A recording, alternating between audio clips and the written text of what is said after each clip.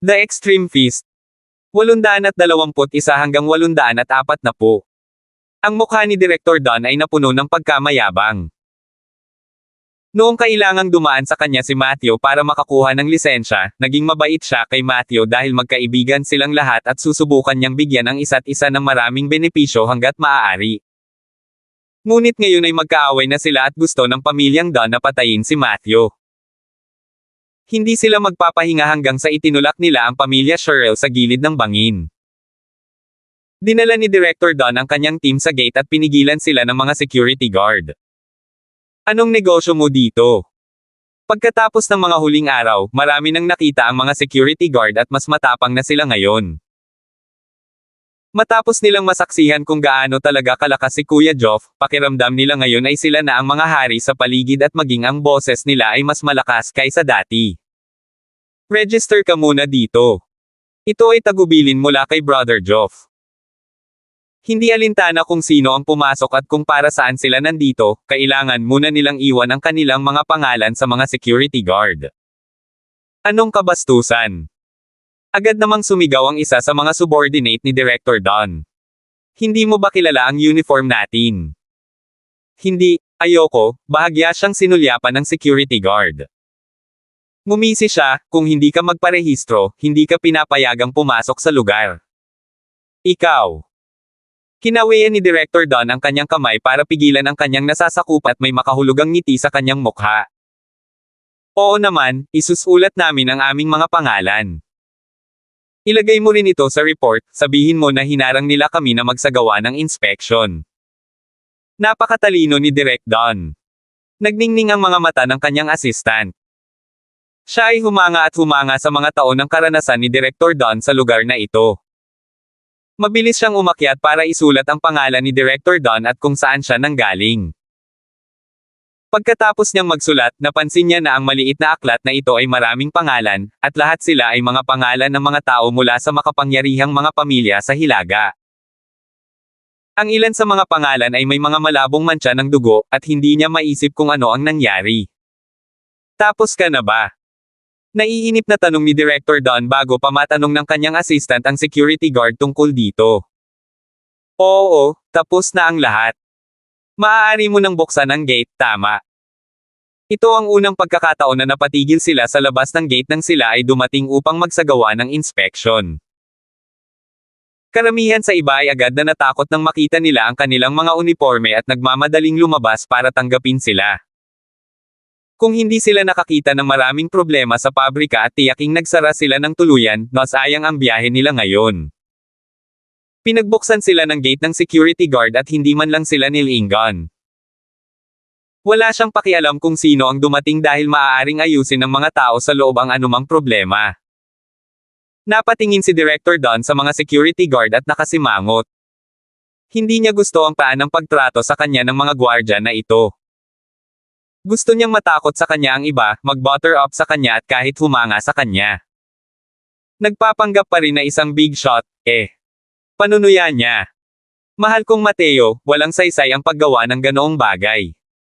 Ang pamilyang Sherrill ay naging kaaway ng lahat at ngayon ay gusto ka ng lahat na patayin. May ideya ka ba kung gaano karaming tao ang nasaktan mo? Hindi lang ang pamilyang Don ang gustong mamatay ka. Pumasok siya sa pabrika at agad namang sumunod sa likuran niya ang lahat ng mga nasasakupan niya. Inilabas nila ang mga notebook mula sa kanilang mga bag at nagsimulang maghanap ng maraming bagay na mapipili hanggat maaari. Sa sandaling tumuntong sila sa production area, muli silang hinarang. Anong negosyo mo dito? Isang technician na may napakalakas na boses ang sumigaw sa kanila. Restricted ang lugar na ito. Bawal pumasok dito ang mga hindi awtorisadong tauhan. Tayo ay. Wala akong pakialam kung sino ka. May appointment ka ba? May permiso ka ba kay Kuya Ethan? Sino sa lupa ang nagpapasok sa iyo? Labas. Bahagyang nagbago ang ekspresyon ni Direk Don. Bakit kailangan niya ng pahintulot ng ibang tao para magsagawa ng inspection?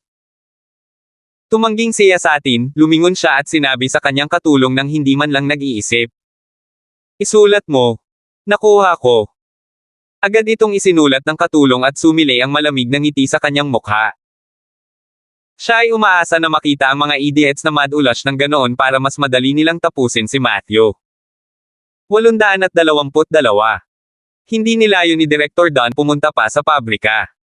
Tumingin siya sa paligid at nagsimulang umiling. Masyadong mataas ang ingay at makakaapekto sa mga residente sa paligid. Isulat mo ito. Walang mga residente sa loob ng susunod na 6 na milya. Anong mga residente ang nakatira dito? Ngunit hindi mapakali si Direk Don. Kung sinabi niyang meron. Kahit na wala sila, iginigiit niyang mayroon sila. Mabilis itong isinulat ng kanyang katulong. Ang basura ng pabrika ay hindi na proseso ng sapat at maaaring hindi pumasa sa aming mga regulasyon, ito ay polusyon at magdudulot ng malaking pinsala sa kapaligiran. Isulat mo iyan. Ang direktor na si Don ay patuloy na nakahanap ng maraming problema na dapat piliin hanggat maaari.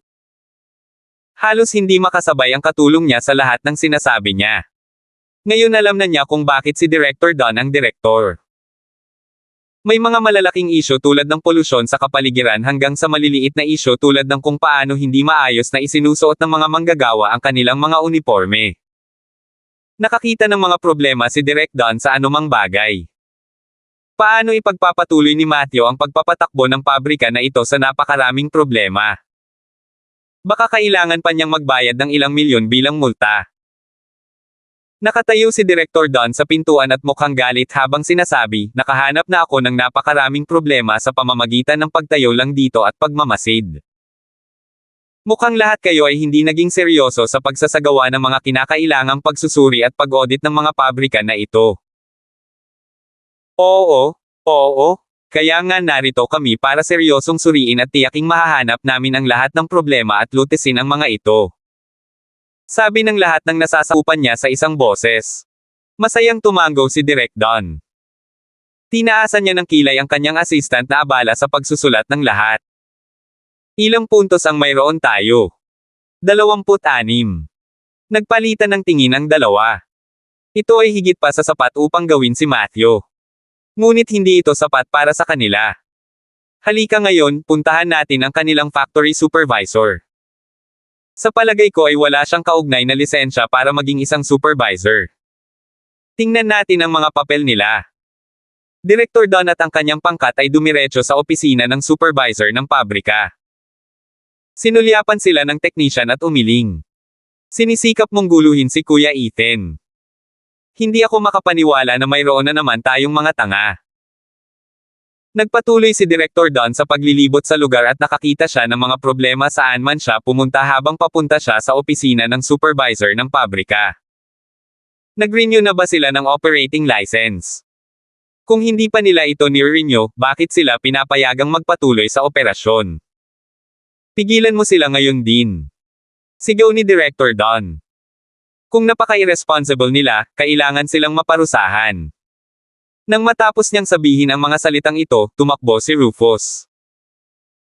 Nang marinig niya na may dumating upang mag-inspection at medyo agresibo tungkol dito, alam niya kung ano ang nangyayari. Oh my, hindi ba ito si Director Don? Nakilala ni Rufus si Director Don at mabilis na ngumiti habang naglalabas ng mamahaling sigarilyo mula sa kanyang bulsa. Ano ang nagdadala dito ni Director Don, at bakit hindi mo sinabi sa akin na pupunta ka? Bakit, para masuhulan mo ako? Biglang sumigaw si Director Don, hindi ako susuhulan mo. At umaasa ka na ipaalam ko sa iyo ng maaga upang maiwasan mo ang inspection. Kumaibot ang mga labi ni Rufus habang awkward na ngumiti at mabilis na itinago ang mga sigarilyo. Ano ang sinasabi mo, Director Don? Nasa pabrika na ito ang lahat ng mga papeles na kinakailangan at mahigpit naming sinunod ang lahat ng mga alituntunin at regulasyon, kaya bakit namin gustong iwasan ang isang inspection? Hindi man lang siya kinakabahan, kahit alam niyang may masamang intensyon si Direk Don at wala sa magandang posisyon ang pamilya Sherrill. Ngunit, hindi niya kailangang matakot. Hindi akalain ni Rufus na ganito kalaki ang mangyayari sa loob ng opisina ngayon. Walang anuman si Direk Don kumpara sa malaking shot na iyon. O talaga? That's not what I saw when I made my rounds, hindi pinansin ni Director Don ang mga kabaitan ni Rufus. Ang nakita ko lang ay maraming problema sa pabrika mong ito, at sa tingin ko ay oras na para magsara ang pabrika na ito. Patuloy siyang sumigaw, even the most basic operating license has already expired and you didn't renew it. Akala mo ba hindi ko malalaman ang tungkol dito? Itinabi ni Director Don si Rufus at pumunta sa opisina ng supervisor ng pabrika. Titingnan ko kung valid o hindi ang lisensya mo. 823. Director Don. Director Don. Hindi. Huwag kang pumasok. Nagkunwari si Rufus na pilit na hinarang si Director Don. Hindi man lang kumatok si Director Don sa pinto at sabay-sabay itong itinulak. Malakas na kumatok ang pinto ng opisina sa dingding. Malamig ang ekspresyon ni Director Don habang sumisigaw siya ng malakas, hayaan mo akong suriin ang iyong mga lisensya sa pagpapatakbo at tingnan kung sila pa rin. Bigla niyang pinigilan ang sarili niyang magpatuloy.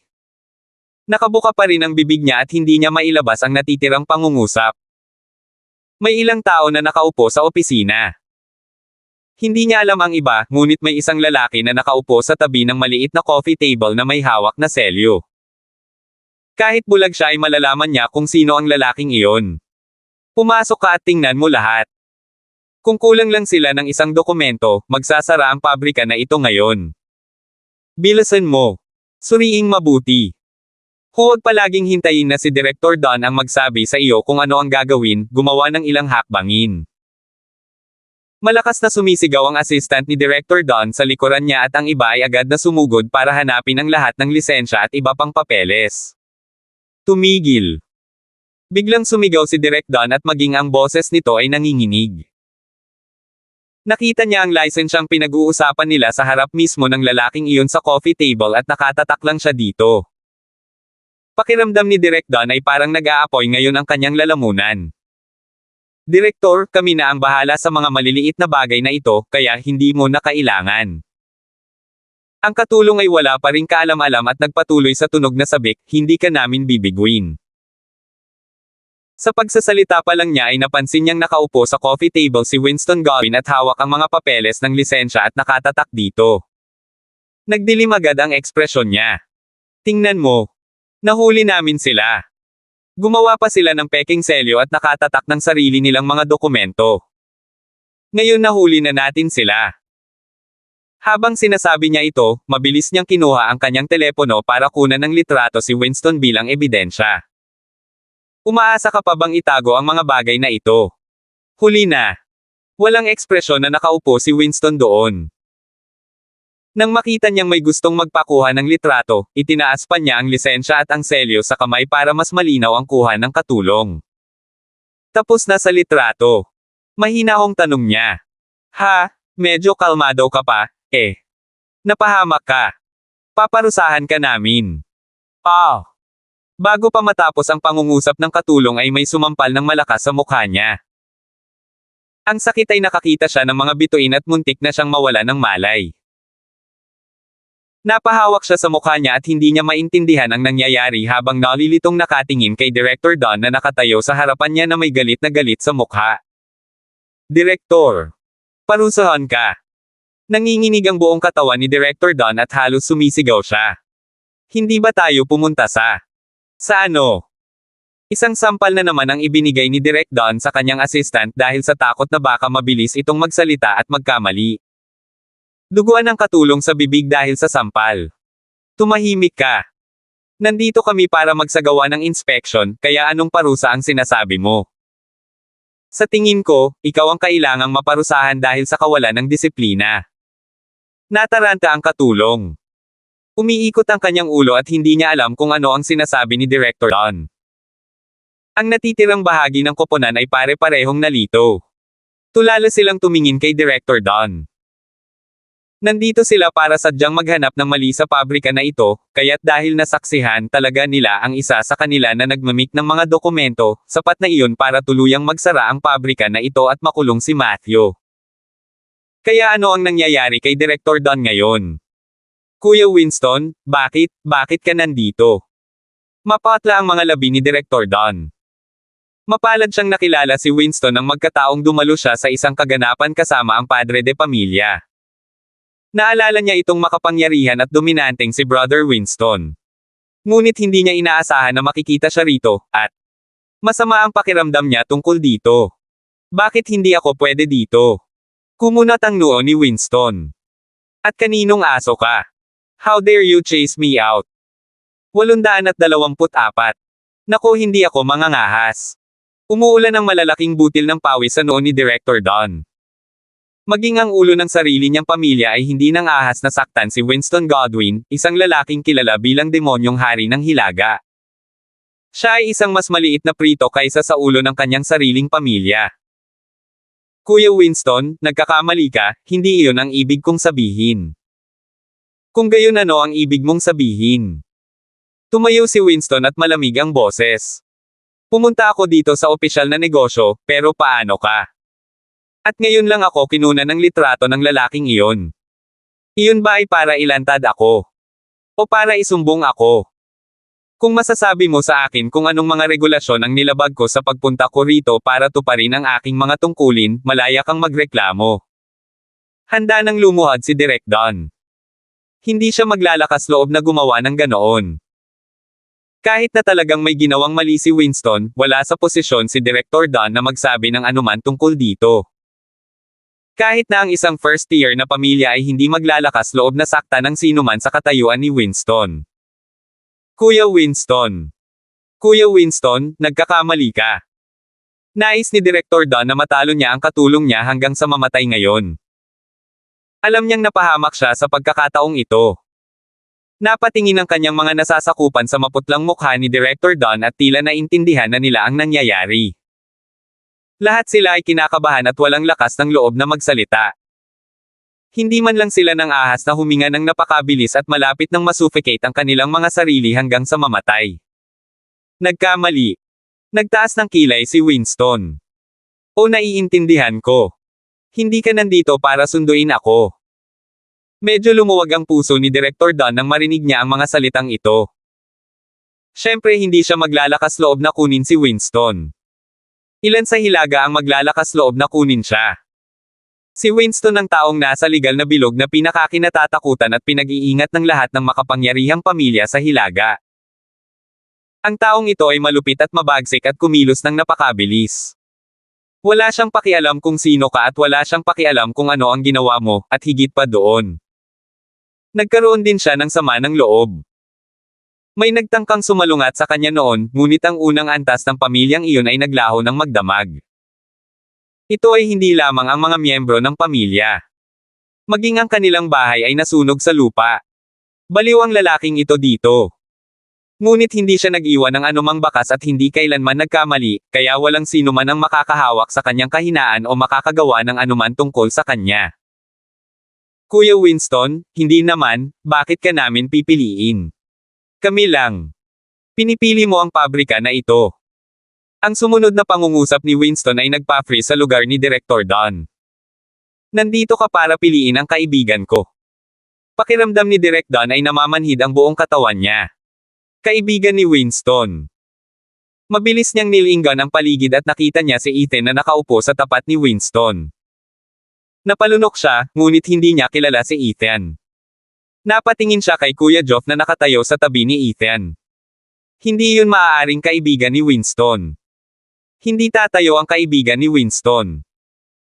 Lumingon pa siya para makita si Rufus na nakatayo sa pintuan at kakaibang nakatingin sa kanya. Imposible iyon. Paanong may kinalaman ang pamilya Sherrill kay Winston? Hindi pa niya narinig ang tungkol dito. Kuya Winston, hindi kami maglalakas loob. Wala kang lakas ng loob. Ngumisi si Winston at tinuro si Rufus. Ang kanyang pabrika ay nagbibigay ng napakaraming tao ng magagandang trabaho, kaya ano ang problema? Hindi kumpleto ang papeles. Naglabas siya ng mahigit 100 selyo mula sa kanyang bag. Sabihin sa akin kung ano pa ang kulang sa kanila at ipoproseso ko ito ngayon.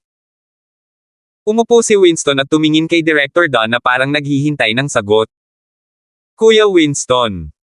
Nagsimula na talagang umiyak si Direk Don. Hindi kailanman sumagi sa isip niya na ang pabrika na pag-aari ng pamilya Sherrill ay maaaring may kinalaman sa demonyong hari ng Norte. Kung maglakas loob siyang labanan ang kaibigan ni Winston, maglalakas loob si Winston na labanan ang kanyang pamilya. Ang pamilyang Dunn ay maaaring mawala ng magdamag. 825. Hindi. Walang kulang. Malapit nang bumigay ang mga tuhod ni Director Dunn at handa na siyang lumuhad sa lalong madaling panahon. Ngunit hindi siya nang ahas na gawin iyon sa harap ng napakaraming tao dahil natatakot siyang hindi maligaya si Winston. Sabihin mo na. Biglang sumigaw si Winston. Dinala ko na lahat dito.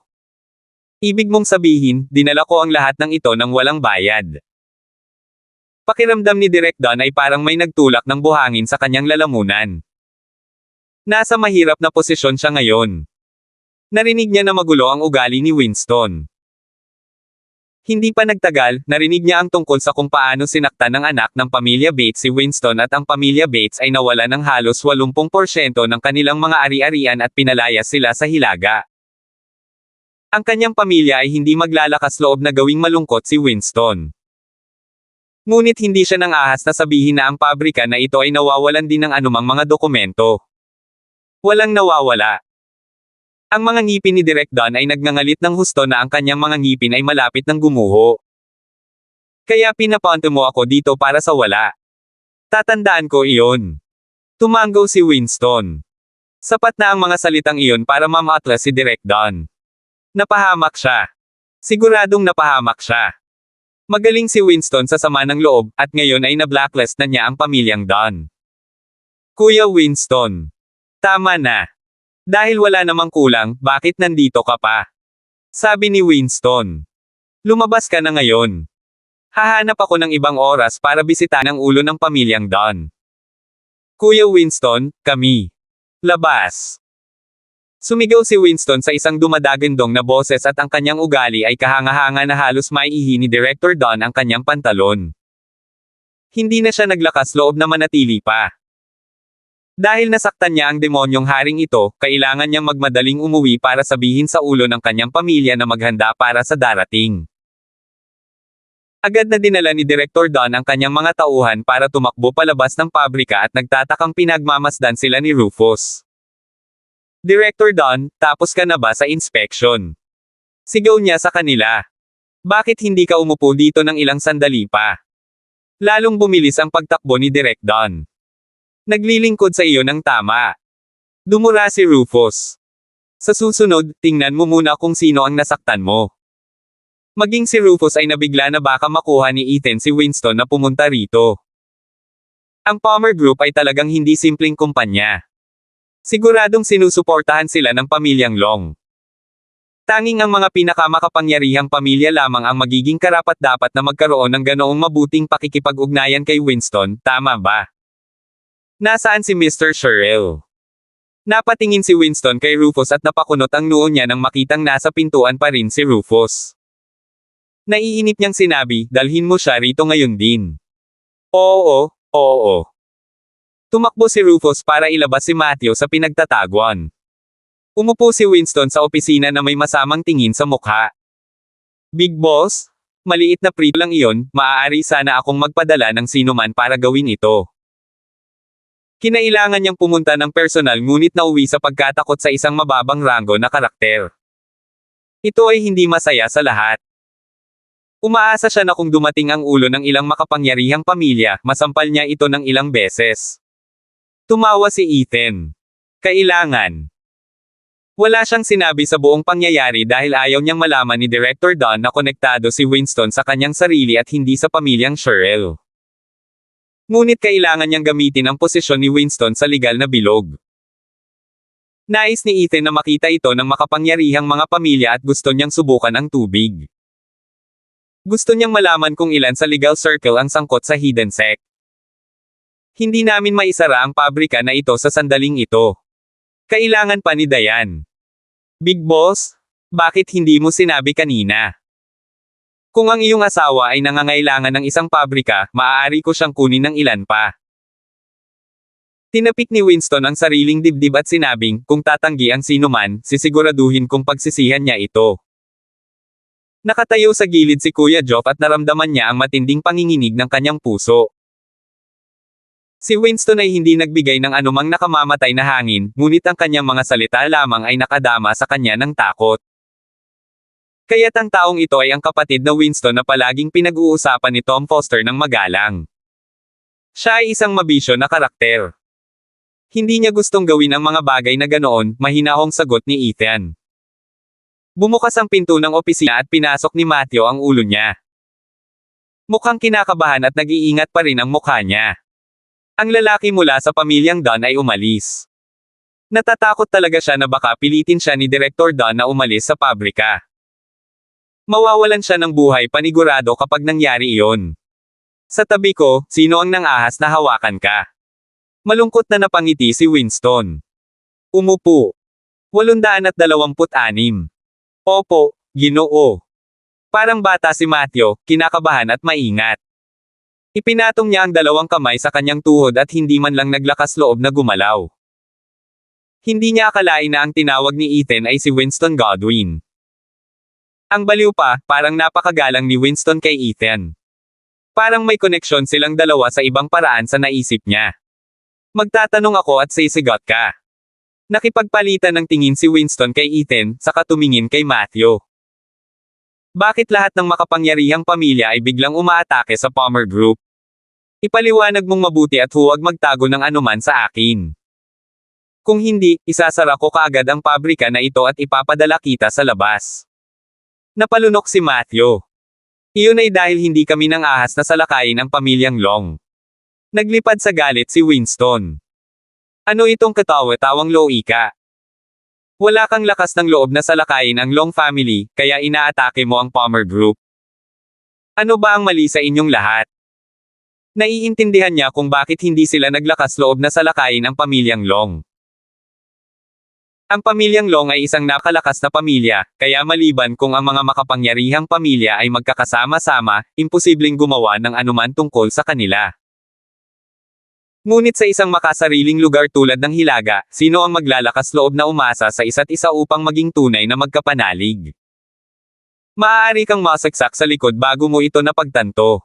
Dahil ang Palmer Group ay sinusuportahan ng Long family. Sinulyapan ni Matthew si Ethan at nakitang hindi siya nakipagtalo dito, kaya mabilis niyang ipinaliwanag. Sa pagpupulong ng shareholder ng Long Group, sinabi ni Alexander na ang Long Group ay makikipagtulungan sa Palmer Group sa hinaharap, at ibinunyag din niya. Siya ipinahayag din na ang ipinagbabawal na teritoryo ng Greencliff ay nilikha ng Long family. Inamin niya. Tanong ni Ethan. Hindi, ang pamilyang Long ay hindi maglalakas loob na aminin ito ng malakas. Ngunit ang Greencliff ay nasira na ang napakaraming makapangyarihang pamilya at naging tinak sa laman ng lahat at lahat tayo ay nagsisikap na alisin ang Greencliff. Sa sandaling aminin ng pamilyang Long na sinusuportahan nila ang Greencliff, magdudulot ito ng galit ng lahat kaya hindi nila ito aaminin. Ngunit ang kahulugan sa likod ng mga salita ni Alexander ay napakalinaw. At saka, bago ito, nagsimulang manginig ang boses ni Matthew, marami pang pangyayari na nagpapatunay na sinusuportahan ng Long family ang Palmer Group.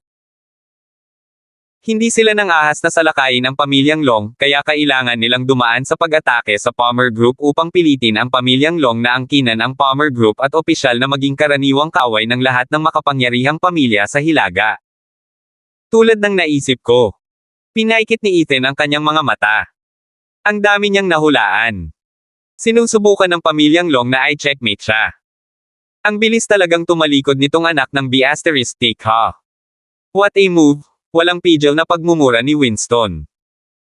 Ang katotohanang maaaring sinusumpa niya ang lalaki na maaaring maging susunod na pinuno ng pamilyang Long ay hindi man lang nag-abala sa kanya. Ibinalik niya ang galit ng lahat sa Long family sa Palmer Group at talagang naglakas loob na pahirapan ang asawa ng kanyang big boss. Naramdaman ni Winston na kung hindi niya guguluhin si Alexander, hahayaan niya ang kanyang palayaw na isang hari ng demonyo. Ginoo.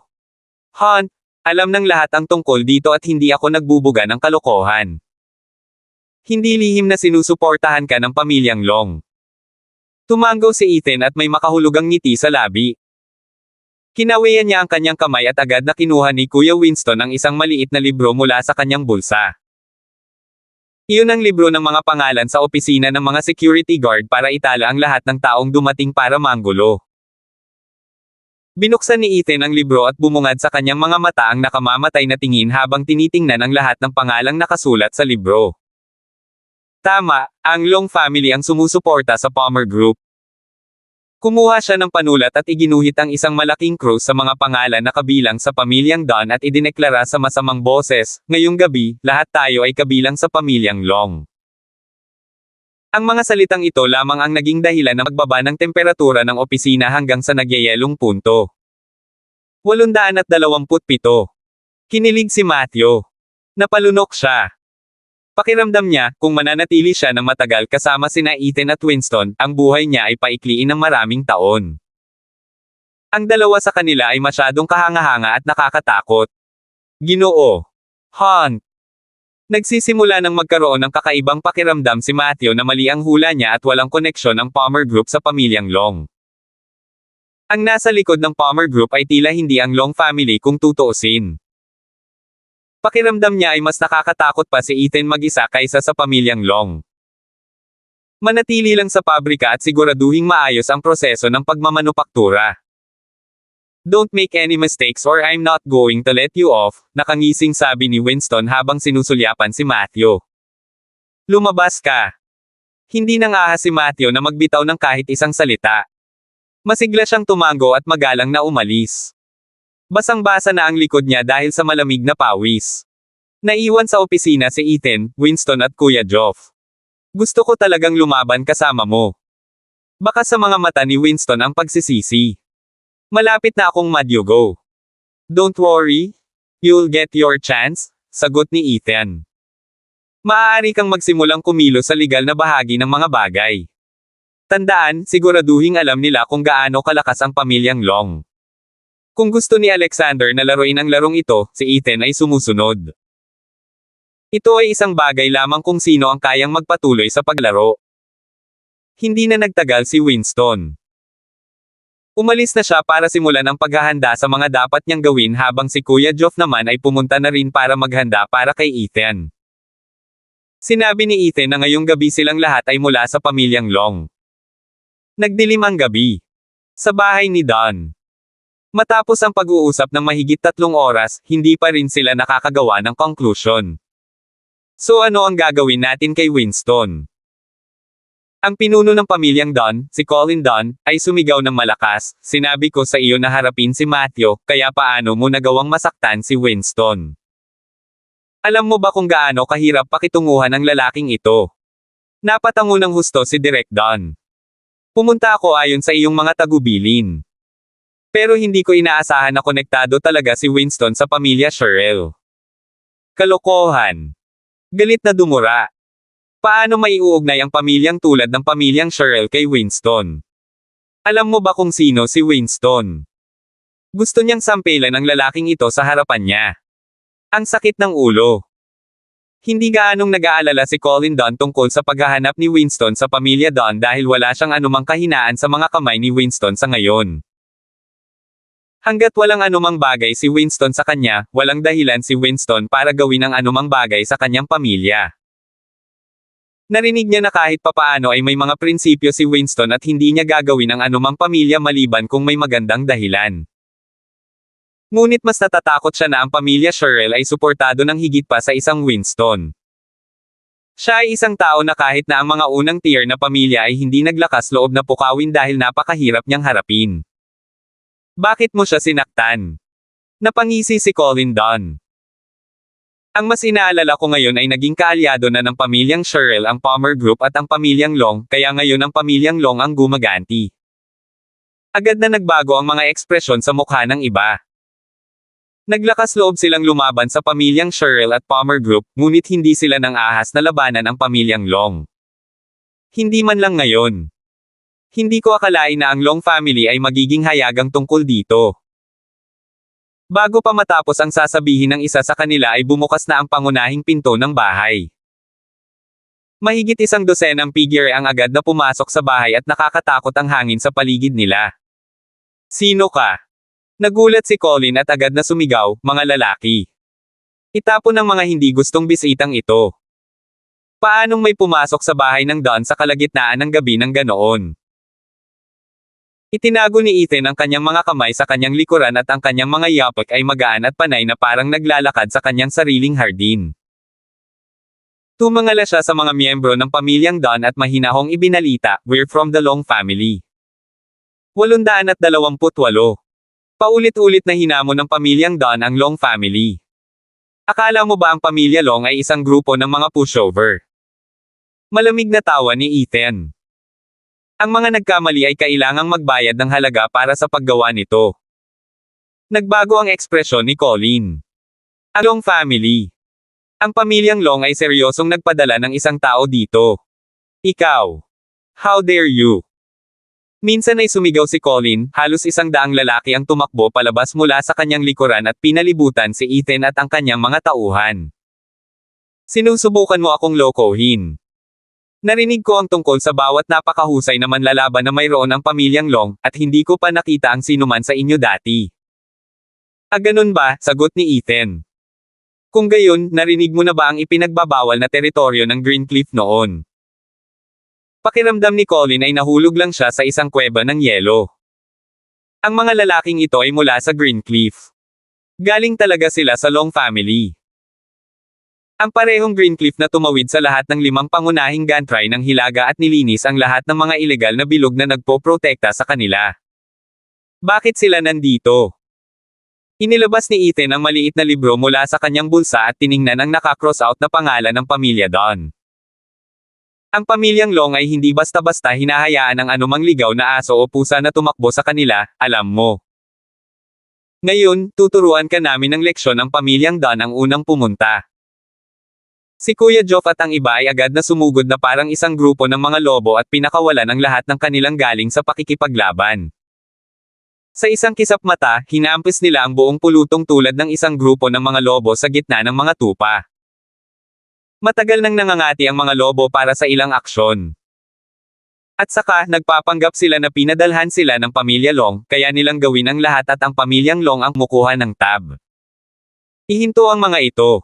Itigil mo na ang Bago natapos ni Colin ang pagsigaw ng mga utos, isang kamao ang lumitaw mula sa kung saan at pinalipad siya. Hindi siya makapag-react at naramdaman na lang niyang nabali ang kanyang mga braso at binti. Tumago sa hangin ang alulong at hiyawan. Sa ilang sandali lang, ang buong bahay ni Don ay parang sa isang lugar sa impyerno. Walang tigil ang pag-iyak ng dugo. Mahigit 100 tao ang nakahandusay sa lupa. Lahat sila ay may putol na mga braso o putol na mga binti at tila sila ay pinahihirapan. Patawarin mo ako. Maawa ka sa akin, please. Wala itong kinalaman sa akin, walang kinalaman sa akin. Lumuhad si Direk Don sa sahig at patuloy na nakayuko. Napilitan akong pumunta sa pabrika, ayaw kong pumunta, ayaw ko talaga. Sinampal siya ni Ethan at sinabing, tandaan mo, hindi mo kayang saktan ang pamilya Long. Hindi na nagsalita si Ethan. Tumalikod siya at umalis kasama ang mga lobo. Naiwan si Colin na nakahandusay sa lupa at namamanhid ang kanyang ekspresyon dahil sa sakit na paralisado sa kanya.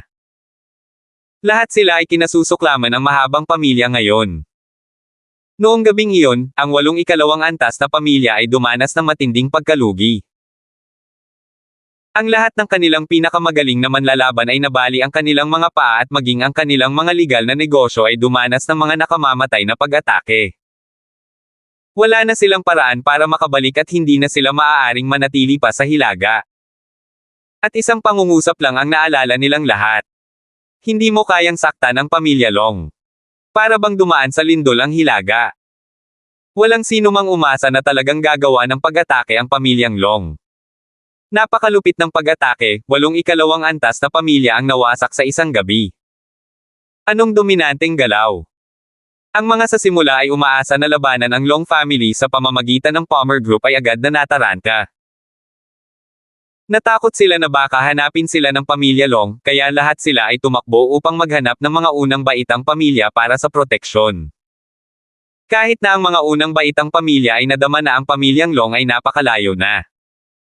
Sila ay naging masyadong mapagmataas at masyadong agresibo. Ito ay talagang nagdulot ng galit ng lahat ng makapangyarihang pamilya.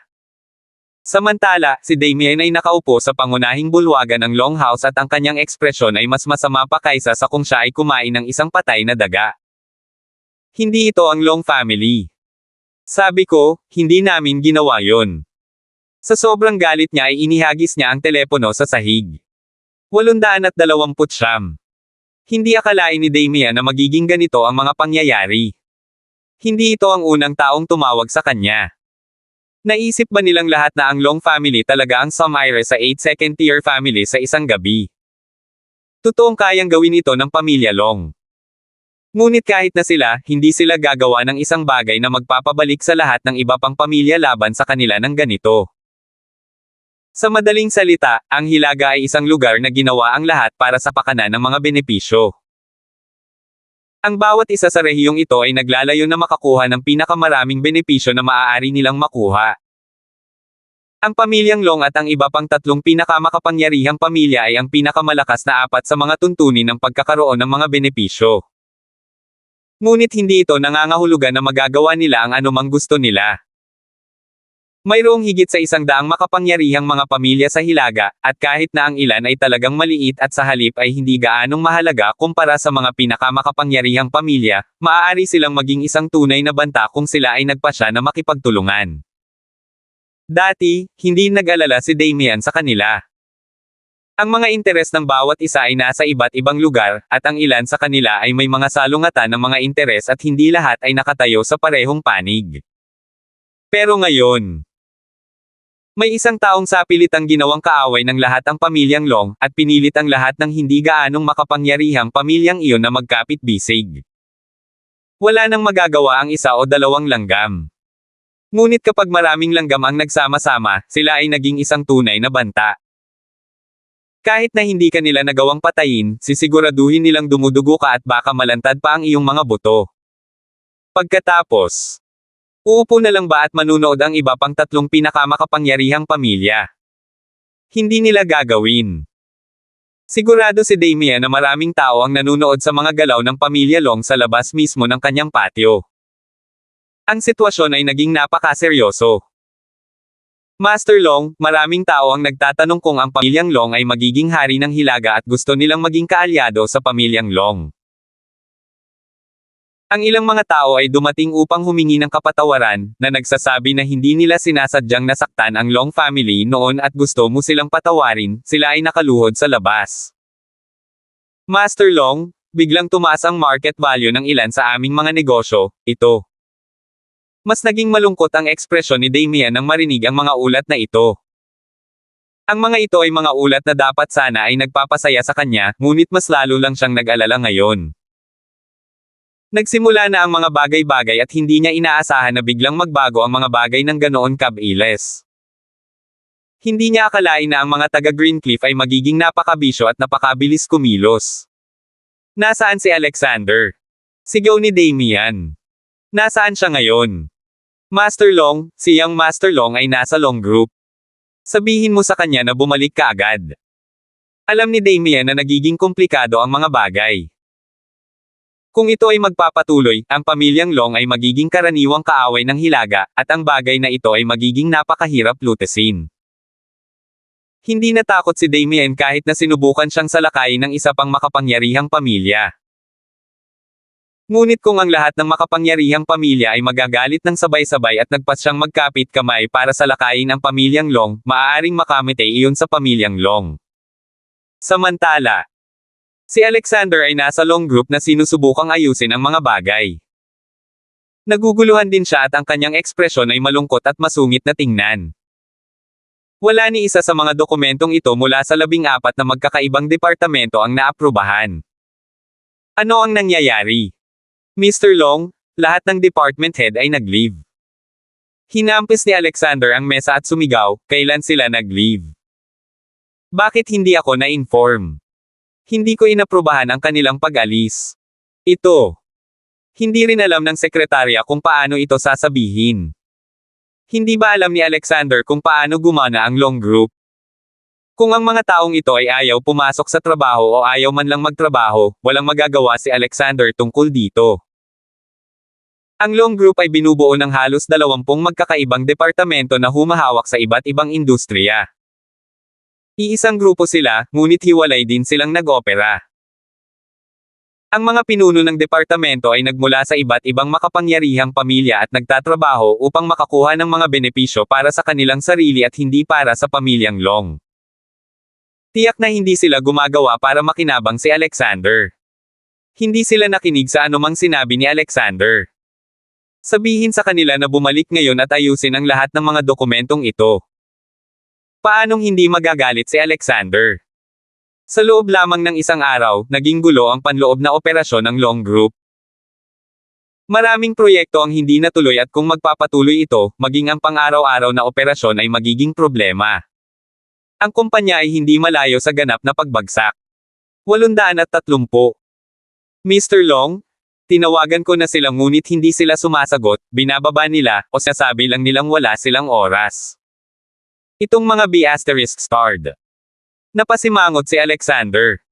Kinuha niya ang phone sa desk niya at nag-dial ng number. Matagal bago dumampot ang kabilang dulo. Parang tamad ang boses niya. Halika sa opisina ngayon din. Gusto kong magpakita ka sa harapan ko ngayon din. I'm so sorry, Mr. Long. Pero nag-leave ako at nasa ibang bansa ako ngayon. Wala ako sa napakagandang kalusugan ngayon, kaya hindi ko kayang harapin ang mga bagay sa kumpanya sa ngayon. Sana iyong maintindihan. Agad niyang ibinaba ang tawag at hindi man lang binigyan ng pagkakataon si Alexander na magalit sa kanya. Napakasama ng ekspresyon ni Alexander ngayon. Nagpatuloy siya sa pagtawag ngunit ni isa sa kanila ay walang gustong bumalik sa opisina. Mas gugustuhin pa nilang tanggalin sa trabaho kaysa bumalik. Ang ilan sa kanila ay hindi man lang sinagot ang tawag at tuluyan ng hindi pinansin si Alexander. Ibinagsak ni Alexander ang isang palad sa mesa kaya agad na lumitaw ang isang bitek. Sa sobrang takot ng kawawang sekretarya ay namutla ang mukha. Baka sa mukha ni Alexander ang pagbabanta. Hindi niya inaasahan na magiging ganito ang mga pangyayari. Hindi ba't tinakot na niya ang mga ito sa pagsunod sa pulong na iyon? Kailangan pa ba niyang pumatay ng ilang tao? Kumuha ng ibang tao na pumalit sa kanilang lugar at siguraduhin na ang kanilang mga departamento ay maaaring magpatuloy sa pagtakbo. Pagkatapos, Mr. Long. Nagsimulang manginig ang boses ng sekretarya. Pareho siyang kinakabahan at natatakot. Mukhang lahat sila ay nag-leave bilang isang departamento. Mas gugustuhin ba nilang mamatay? Nagalit si Alexander at nagsimulang sumigaw, akala ba nila hindi ako mangangahas na patayin sila? Sa sobrang galit niya ay nag-pop up ang mga ugat sa kanyang mga kamao. Nais niyang patayin na lang ang lahat ng mga idiot na ito ngayon. Pero paano kung patayin niya silang lahat? Hindi niya kayang bayaran ang anumang mga isyu sa mga operasyon ng Long Group. Sa sandaling nagkaroon ng problema sa loob ng ganoong kalaking korporasyon, maaari itong patunayang nakamamatay. Sabihin mo, tawagan ng iba pang pamilyang Long at sabihin sa kanila na ilipat ang ilang may karanasang kawani mula sa ibang mga negosyo sa Long Group pansamantala upang ang mga departamentong ito ay patuloy pa ring gumana ng normal. Aayusin ko ang lahat. Oo, Mr. Long. Tumakbo ang sekretarya para mag-ayos. Malamig na nguya ni Alexander. Dahil lahat kayo ay sumuko na sa inyong sarili, kaya huwag ninyo akong sisihin sa pagiging walang puso. Dahil ayaw mong bumalik sa mga opisina mo, hahabulin ko kayong lahat. Gagamitin ko ang aking mga tao para palitan kayong lahat. Nang matapos niyang sabihin ang mga katagang ito, tumunog ang kanyang telepono. Tiningnan niya kung sino ang tumatawag at muling kumunat ang noo. Dad, ano pong problema? Umuwi ka agad. Boses iyon ni Damian. Nasa Long Group ako, marami akong dapat asikasuhin, sagot ni Alexander. Ito ay napakaseryosong mga bagay. Ano pa ang mas mahalaga kaysa sa Long family? Ayaw ni Damian na mag-aksaya ng oras sa pakikipag-usap. Bumalik ka ngayon. May nangyaring kakilakilabot. Maikling sinabi ni Damian kay Alexander ang nangyari sa telepono. Napaka-solemn na ng tono ng boses niya at hindi pa siya narinig ni Alexander na magsalita ng ganito. Parang nasa bingit ng kamatayan ang pamilya Long. Paano ito nangyari? Ang pamilyang Long ay isang napakalakas na pamilya at hindi kailanman natakot sa sinuman noon. Sinasabi ko sa iyo, kung ang mga bagay ay patuloy na bumababa tulad nito, ang pamilya Long ay nasa matinding panganib. Nagbago ang ekspresyon ni Alexander nang marinig ito. Hindi na niya maasikaso ang mga problema sa loob ng Long Group. Ibinaba niya ang telepono at tumakbo palabas ng opisina. Hindi niya akalain na ang taong taga Greencliff ay maaaring gumawa ng mga bagay na napakapangit. Sino sa lupa ang Ethan na iyon? Baliw ba siya? Wala ba siyang pakialam sa mga kahihinatnan? Nagmamadaling tumakbo si Alexander pabalik sa Longhouse. Natatakot siya na kung huli na siya ng isang hakbang, mawawala na sa kanyang kontrol ang lahat ng ito. Sa kabilang banda, hindi sila binigyan ni Ethan ng masyadong maraming oras. Matagal na niyang hinintay ang pagkakataong ito. Sa wakas ay hinog na ang oras. Dahil ang mga bagay sa hilaga ay mayayanig, siya ay magiging mas marahas na yumanig sa hilaga. Gagawin ni Ethan ang hilaga bilang takot sa araw gaya ng pagkatakot nila sa gabi. Kamakailan lamang ng gabi, 82 baitang pamilya ang natrashed at lahat ng kanilang mga highly skilled fighters ay malubhang nasugatan. At pagkatapos ay unang bagay ngayong umaga, ginawa ni Winston ang kanyang paglipat. 831. Sa bahay ni Don. Nakahiga si Colin sa kama at namumula ang mukha. Hindi niya alam kung kailan siya ganap nagagaling, ngunit natitiyak niya na hindi nagagaling ang pamilya Don. Ang lahat ng mga mandirigma ng pamilya at ang mga gangster na kinokontrol niya sa iligal na bilog ay nabura sa magdamag. Walang nanatiling nakatayo ni isa. Ito ay tulad ng pagbunot ng lahat ng mga balahibo mula sa pamilyang Don. Wala nang karapatan ng pamilyang Don na ituring na pangalawang antas ng pamilya. Master Don, may bisita ka. Nakasakli ang mayordoma at mapatla ang mukha na may benda sa ulo. Halos lumuha siya kay Colin at halos malagutan na siya ng hininga. Lumingon si Colin at nakitang pumasok si Winston na may malaking ngiti sa labi. Mr. Don, ano bang nangyari sa iyo? Sino ang may lakas ng loob para saktan ka ng ganito? Biglang nagbago ang ekspresyon ni Winston. Ang yabang. Gaano katapangan? Tumawa ng mapait si Colin. Ang bagay na inaalala niya ay darating para sa kanya pagkatapos ng lahat. Hindi siya nakaramdam ng takot ngayon nang makita niya si Winston. Dapat nandito si Mr. Winston para sa isang magandang dahilan. Sige lang at sabihin mo. Si Colin ay tila medyo kalmado. Ito ay isang katahimikan na sinamahan ng kawalan ng pag-asa. Totoong mas malala ang kawalan ng pag-asa kaysa mamatay. Lumapit si Winston sa tabi ng kama ni Colin at nakita niyang bali lahat ang mga braso at binti ni Colin. Nasira sila ng husto kaya hindi na sila maaayos pa. Siyempre nandito ako para bisitahin ka, Mr. Don, nakangiting sabi ni Winston. At siyempre, mayroon akong ilang balita para kay Mr. Don. Ibinuka ni Colin ang kanyang bibig ngunit wala siyang mahanap na enerhiya sa kanyang sarili. Para siyang mamamatay, pero bago mamatay, may isang tao pa na narito para saksakin siya ng isang beses bago siya namatay. Sige. At sabihin mo. Napakalambot ng boses ni Colin. Lumapit si Winston at inilapit ang kanyang tenga sa bibig ni Colin. Mr. Don, anong sabi mo? Maaari mo bang sabihin ito ng mas malakas? Sabihin mo, sige at sabihin mo. Gusto mo sabihin ko. Tumanggaw si Winston at mukhang nasa mahirap na posisyon. Sige, sasabihin ko talaga. Hindi sumagot si Colin. Tumingin siya kay Winston at pinaghandaan ito ng isip.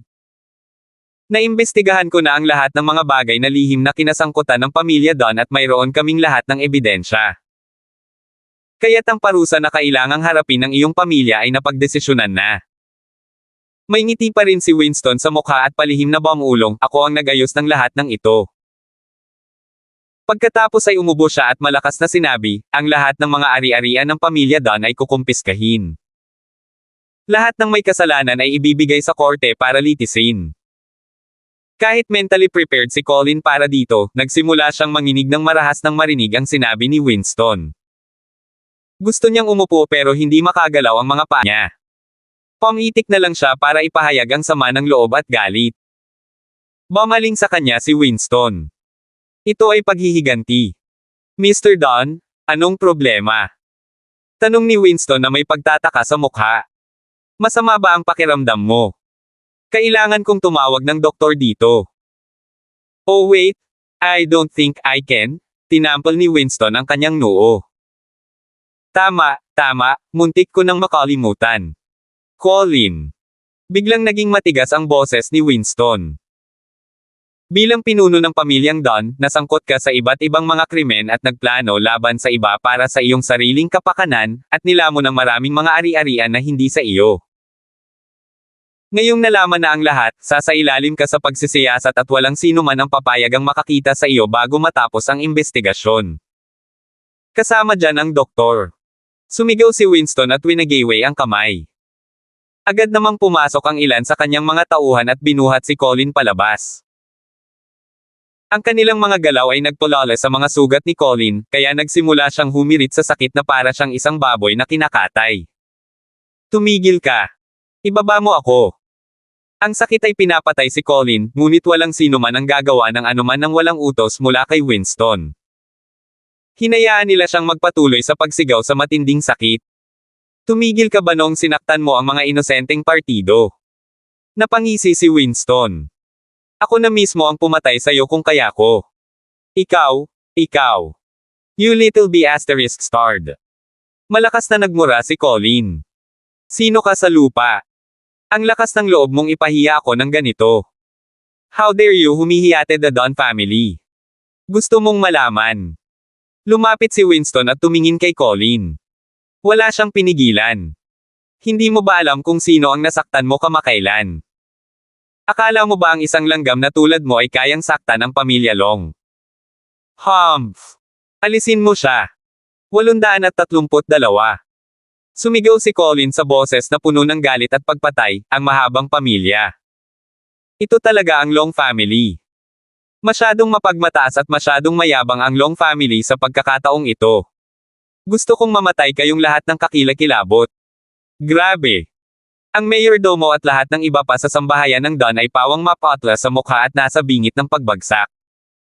Hindi man lang sila naglakas loob na tumingin kay Winston. Walang nangahas na sakta ng demonyong hari ng ligal na bilog ng hilaga na todo-todo para makuha ang makapangyarihang mga pamilya. Lalo na ngayon na sa wakas ay nalaman nila na si Winston ay talagang suportado ng pamilyang Long. Hindi katakatakang naglakas loob siyang maging mayabang at kumilos ng walang parusa. Narinig mo ba ang sinabi ko ngayon? Tanong ni Winston sa iba sa kanila sa mahinang boses. Hindi. Wala kaming narinig. Pabayaan mo na kami. Please. Hindi mo ako narinig. Kumunat ang noo ni Winston.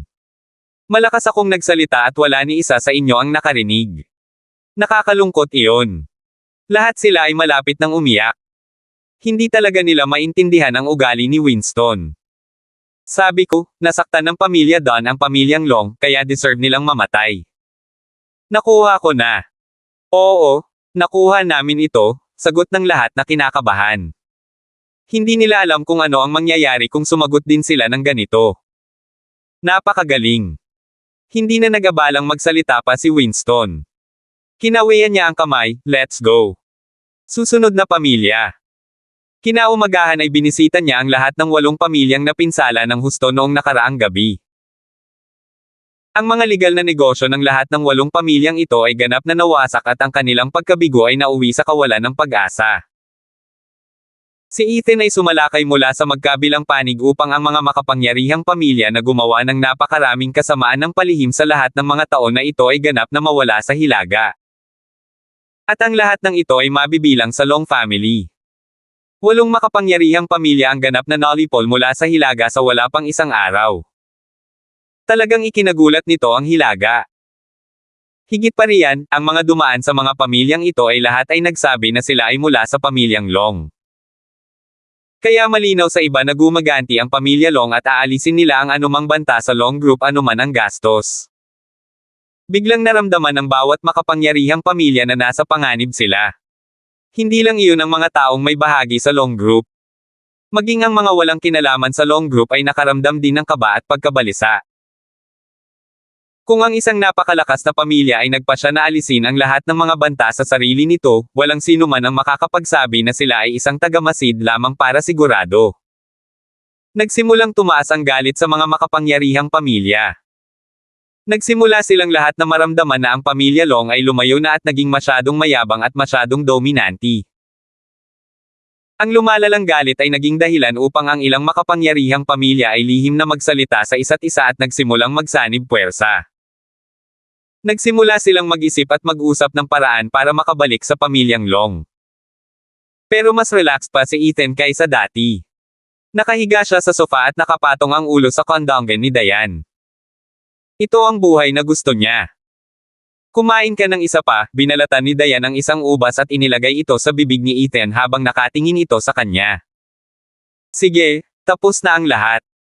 Salamat wifey, sabi ni Ethan sabay abot ng ubas sa bibig. Ang mga ubas na iyong binalatan ay ang pinakamatamis na ubas sa buong mundo. Sanay na si Diane sa sweet nothings ni Ethan. Ang kanyang bibig ay malamang na may kakayahang sabihin ang pinakamatamis na salita sa mundo. Medyo nakarelax siya nitong nakaraang 2 araw. May iba pang namamahala sa iba't ibang departamento ng Palmer Group. Nais ni Ethan na magayos ng mga talento para makibahagi sa car garden ni Diane, kaya buong tapang niyang ibinigay ang mga may pag-asa tulad ni Owen at ng iba pang kapangyarihan para gawin ang gusto nila at hinikayat sila ng malalaking papremayong salapi. Kaya itinuring nila ang kanilang trabaho sa Palmer Group na parang sarili nilang negosyo. Hindi nila gustong bigin si Ethan, at ayaw din nilang pabayaan ang kanilang sarili. Kaya kailangan lang ni Diane na gumawa ng malalaking desisyon at itakda ang direksyon para sa kumpanya. Kung tungkol sa mga detalye, ang lahat ng kanyang mga may kakayahang subordinate ay sapat na upang makumplito ang bawat gawain na ibinigay sa kanila ni Diane. Naunawaan niya na ito ang magiging operasyon ng Palmer Group sa hinaharap. Ang kumpanya ay hindi umaasa sa kanyang sarili lamang o sa pamilyang Palmer at Ethan na hawakan ito. Sa halip, ang lahat ng mga empleyado ng Palmer Group ay dapat magkaisa bilang isa upang matrato nila ang Palmer Group bilang isang karera na maaari nilang pagtrabahuhan ng husto para sa natitirang bahagi ng kanilang buhay. Medyo naayos na namin ang aming sarili sa hilagang merkado. Kaya ang susunod na dapat nating gawin ay magpatuloy sa sinabi mo tungkol sa pagpapalit ng Long Group at paglipat sa ibang mga industriya. Ilang araw na ang nakalipas, sinabihan siya ni Ethan na maghanda para dito, at sinabing maaaring abutin ang anumang bagay sa pagitan ng ilang araw at ilang buwan bago mangyari. So ano ang susunod nating gagawin? Bumaba ang tingin niya kay Ethan at marahang hinaplos ang mukha nito. Ang kanyang mahusay na tinukoy na mga linya ay natulala sa kanya. Hindi ko naisip kung paano ko gagawin ito. Wala kang kailangang gawin, pumikit si Ethan at nasiyahan sa paghaplos ni Diane sa kanyang mukha. Ang Long Group ay babagsak ng mag-isa. 833. Tumigil sa paggalaw ang kamay ni Diane. Medyo nabigla siya. Sinabi ni Ethan na mag-isa lang babagsak ang Long Group. Iyon ay hindi lubos na posible, hindi ba? Iyon ay isang malaking conglomerate, hindi isang maliit na kumpanya. Medyo malaki ito para sumulong pa, ngunit mahirap para dito na gumawa ng masama at tiyak na imposibleng bumagsak ito. Pero parang sigurado si Ethan. Hindi ka naniniwala sa akin. Binuksan ni Ethan ang kanyang mga mata. Hinailan niya ang mga kamay nito para ipagpatuloy ang pagmamasahe sa kanyang mga templo. Wifey, bakit hindi tayo tumaya? Pusta sa ano? Naging interesado si Diane. Parang wala pa siyang panalo laban kay Ethan noon. Kaya siguradong sa pagkakataong ito ay mananalo siya, tama ba? Naramdaman pa rin niya na imposibleng bumagsak ang isang dambuhalang kumpanya tulad ng Long Group sa loob lamang ng ilang araw, maliban na lang kung katapusan na ng mundo. Kung matatalo ka. Ikinaway ni Ethan ang kanyang kamay at pinayuko si Diane para ilagay ang kanyang tenga sa bibig ni Ethan. Nagsimulang bumulong si Ethan sa tenga niya. Bago pa siya matapos magsalita, namula ang mukha ni Diane. Sinubukan niyang ituwid ang sarili ngunit patuloy pa rin sa paghawak si Ethan sa kanya. Naglakas loob ka bang tumaya? Ngumiti ng mapakla si Ethan kay Diane. Wifey, ay dadagdag ko lang na hindi ka pananalo sa isang taya sa akin dati. Bahagyang itinikom ni Diane ang kanyang mga ngipin at galit na tumingin kay Ethan. Lalong namula ang mukha niya. Sino sa lupa ang taya ng ganito? Itong tanga. Sinusubukan ba niyang samantalahin siya? Ngunit pagkatapos ng mahabang panahon na magkasama, wala na talagang ibang natitira na hindi sinamantala ni Ethan maliban sa pagtawid sa huling hangganang iyon. Pumasok ka na. Galit na sabi ni Diane. Pusta ako laban sa iyong mga salita. Kung natalo ka, pakikinggan ko kung ano man ang sasabihin mo, sagot ni Ethan. Deal. Ang dalawa sa kanila ay nakakabit ng mga pinkies na parang mga bata. Pagkatapos noon, nilabas ni Ethan ang phone niya at tinawagan si Leo. Mr. Saxon, maaari ka nang magsimula. Samantala, sa Longhouse, kakaibang solemn na ang kapaligiran. Hindi akalain ni Damian na magiging ganito ang mga pangyayari. Ang pamilyang Long ay naging karaniwang kaaway ng lahat ng makapangyarihang pamilya. Ang sitwasyon ay nagbago ng napakabilis at hindi mahuhulaan. Paano kung ang ilang makapangyarihang pamilya ay magkapit-bisig? Pang-iinis na sabi ni Alexander. Dad, masyado kang nag-iingat. Hindi sila gaanong halaga at madaling makitungo sa kanila ang aming pamilya. Hindi mo pa rin gets. Galit na sigaw ni Damian. Hindi ito isang bagay kung sino ang mas may kakayahan o mas malakas kaysa sa iba.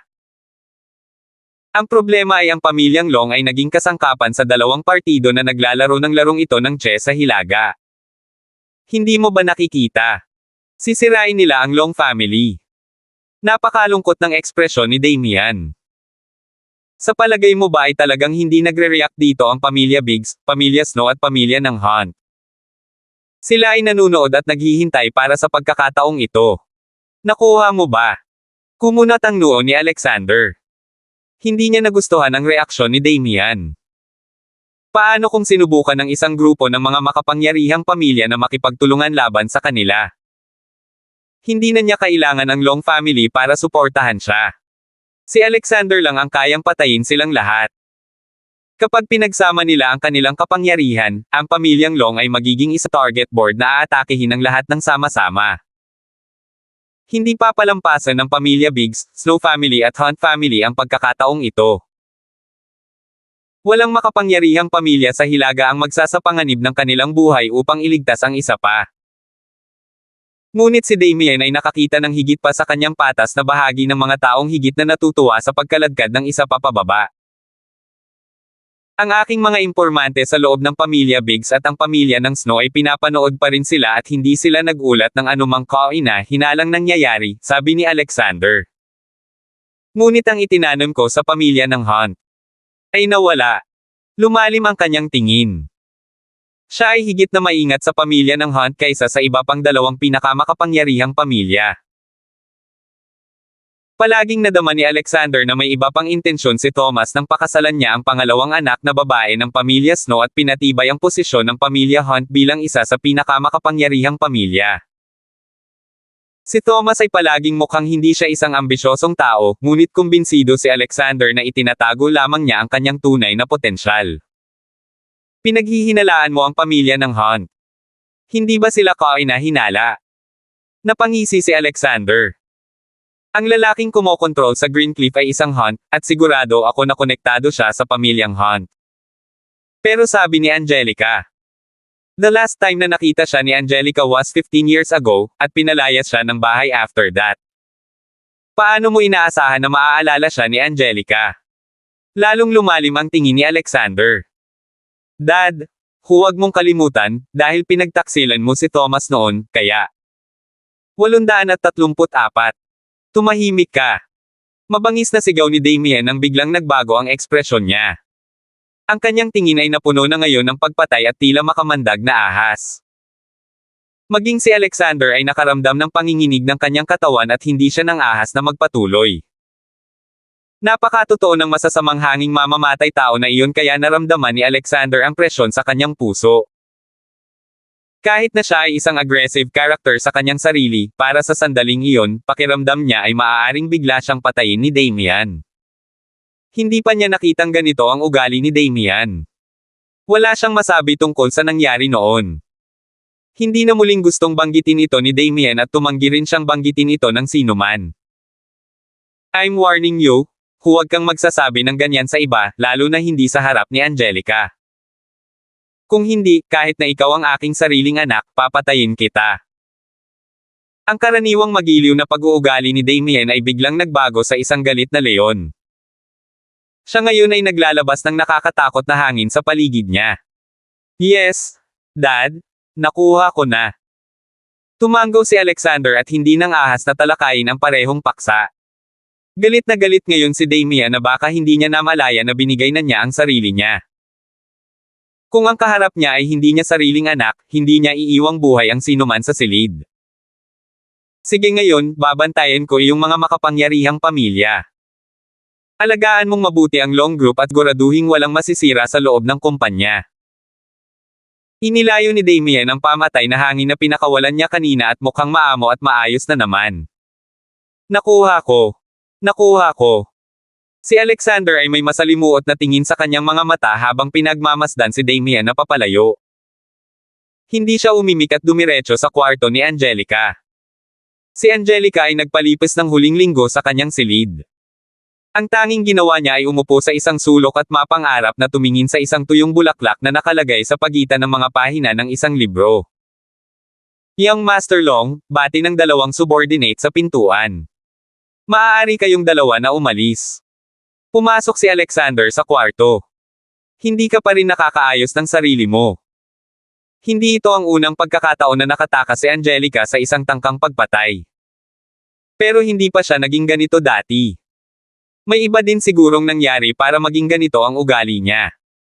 Tumangala si Angelica kay Alexander at pinisil ang isang ngiti. Alexander, okay lang ako. Napabuntong hininga si Alexander. Lumapit siya at marahang hinaplos ang buhok ni Angelica. May sasabihin ako sa iyo, ngunit kailangan mong maging handa para dito. Masyadong naging solemn na ang kanyang ekspresyon at maging ang kanyang boses ay naging paos. Agad namang kinabahan si Angelica. Hindi pa niya nakitang ganito si Alexander. Napakaseryoso at napakalungkot ng kanyang ekspresyon, parang may nangyaring sobrang nakakatakot. That Ethan, nakita ni Alexander na biglang lumiwanag ang mga mata ni Angelica nang banggitin niya ang pangalang ito. Ethan, anong nangyari sa kanya? Nag-aalalang tanong ni Angelica. Alex, sabihin mo sa akin. Anong nangyari kay Ethan? Dagdag. Patay na siya, sabi ni Alexander. Pakiramdam ni Angelica ay parang tinamaan siya ng kidlat sa ulo. Nablangko ang isip niya at napatitig kay Alexander habang patuloy lang ito sa pag-iling. Hindi pwede. Imposible. Kahit na sinabi niyang imposible, ang kanyang mga luha ay nagsimulang tumulo ng hindi mapigilan. Hindi ako nagsisinungaling sa iyo. Patay na si Ethan. Ang pamilyang Hunt mismo ang pumatay sa kanya. Si Alexander ay hindi mukhang nagsisinungaling. Masyadong emosyonal at marupok si Angelica ngayon, kaya hindi niya akalain na magsisinungaling si Alexander sa kanya. Bakit siya papatayin ng pamilyang Hunt? Paano kaya nila? Nagsimulang sumigaw si Angelica. Siya lang ang pamilya ng Hunt. Bigla siyang huminto at bumagsak ang mukha niya habang diretsyong nakatingin kay Alexander. Nagsinungaling ka sa akin. Paanong namatay si Ethan? Sino ang posibleng pumatay sa kanya? Walang sino man ang nakapatay ng lalaking katulad niya. At walang paraan na matiis ni Thomas na patayin siya. Napangisi si Alexander. Talagang galing siya sa Hunt family. 835. He's not? Agad na sagot ni Angelica. Hindi mo ako kayang lokohin. Ang reaksyon mo kanina ay nakumpirma na ang aking hinala. Hindi ako makapaniwala na hindi talaga namatay ang ipinatapo na anak na iyon.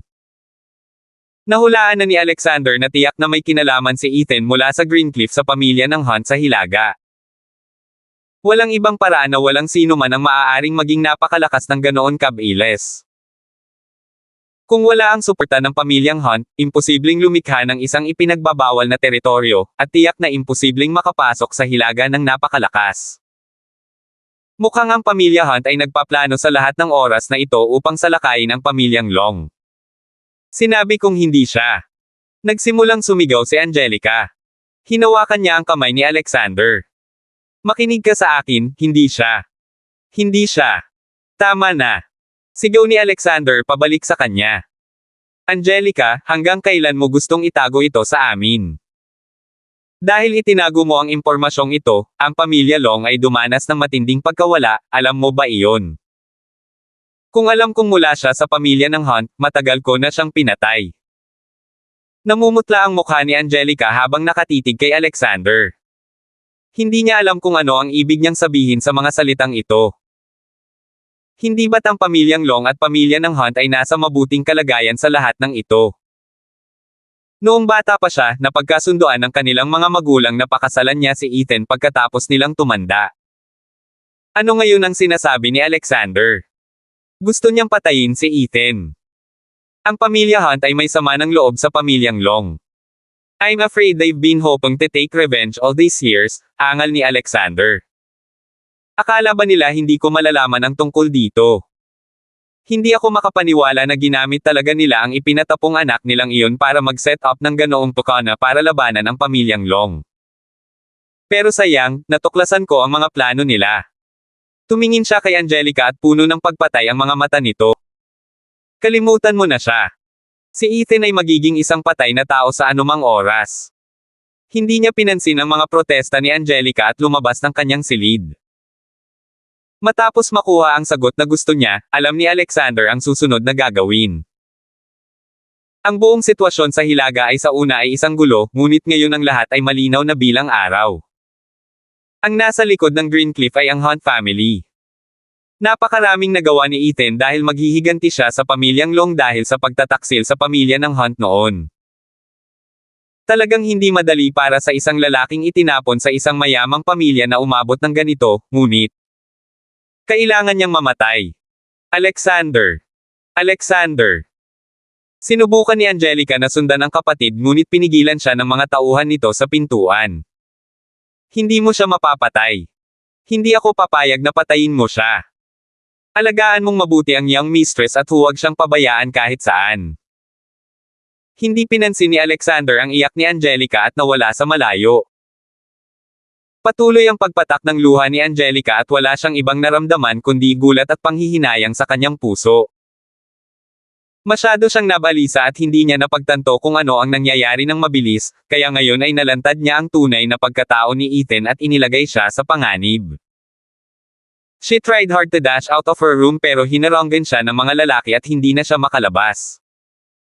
Young Mistress Long, mangyaring huwag gawing mahirap ang mga bagay para sa amin. Pakawalan mo ako. Gusto kong lumabas. Pakawalan. Galit na galit ni Angelica. Ako ang young mistress ng Long family and you dare to block my way. Tumabi ka. Inabot ng isa sa mga lalaki para hampasin si Angelica sa leeg niya at napatumba siya. I'm really sorry, young Mistress Long. Ibalik mo siya sa silid para magpahinga at makakuha ng mas maraming tao na magbabantay sa silid. Nagbigay si Young Master Long ng mga tagubilin para matiyak na hindi siya lalabas ng bahay. Nakuha ko. Ang buong silid ay napapaligiran ng napakaraming tao na kahit isang langaw ay hindi makakalabas. Ay nalalayan si Angelica papunta sa kama at kahit na knockout na siya ay nagbubulungan pa rin siya. Huwag mo siyang patayin, huwag mo siyang patayin. Alexander, hindi mo siya mapapatay, hindi ako mabubuhay nang wala siya. Kasabay nito. Sa bahay ni Leger. Umupo si Fabian sa upuang nakalaan para sa padre de pamilya. Ang kanyang ekspresyon ay kalmado at walang pakiramdam habang bahagyang nakapikit at hindi umiimik. May mga nakaupong mas mababa sa kanya. Lahat sila ay may mga seryosong ekspresyon sa kanilang mga mukha at sila ay labis na kinakabahan. Mr. Leger, wala na talaga kaming ibang mapupuntahan, at iyon ang dahilan kung bakit ka namin hinanap. Umaasa kami na makakahanap ka ng hustisya para sa amin. Ang Long family ay naging isang malaking bully kaya kailangan natin silang tapusin. Kung magpapatuloy ito, pagkatapos na mapuksa ang lahat ng mga pamilya sa pangalawang antas, ang mga pamilya sa unang antas na tulad ng sa iyo ay tiyak na susunod. Taos puso kaming umaasa na magagawa mo ang isang bagay para humingi ng hustisya para sa amin.